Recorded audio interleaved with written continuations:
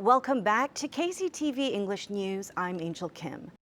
The proposal for the revised bill of the April 3rd special law is expected to be submitted as early as next week. The office of Oh Young-hoon, a lawmaker from the Democratic Party of Korea, made a statement announcing that the legislative office has finished reviewing the bill and will be proposed on the 27th. The proposal is a result of a joint effort between the Democratic Party of Korea, the Justice Party, and a satellite party. The United Future Party, however, has not been a participant in the negotiations. The amendment of the special law specifically states the scope and size of compensation to the victims and bereaved families of the April 3rd incident. It also includes expunging criminal records of those who were judged unlawfully during the April 3rd incident to recover their honor. Jeju Air has decided to withdraw from acquiring Jeju Air. A statement made by Jeju Air on the 23rd revealed that the airline has revoked the contract to purchase shares for the acquisition of Jeju Air. A high level of instability was stated as a reason for the decision. As Jeju Air withdraws the takeover of Jeju, the struggling airline is facing a crisis of shutting down after 13 years of operations. The national average of the number of housing transactions hit a record high during the first half of this year. However, those numbers are not reflecting the market in Jeju. The local real estate market has been sluggish, and the situation is further aggravated as buyers are waiting to see if prices drop even more. Meanwhile, the volume of leases has soared. Mike Laidman reports.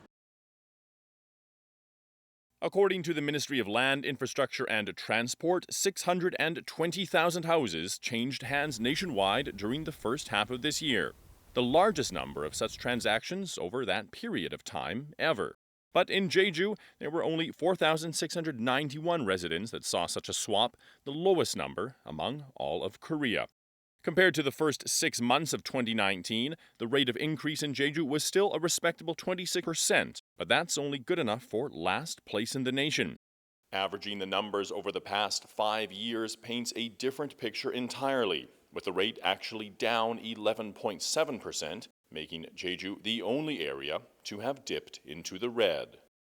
Property owners are putting their houses up for sale to offload them before the upcoming tighter regulations on the real estate market are implemented.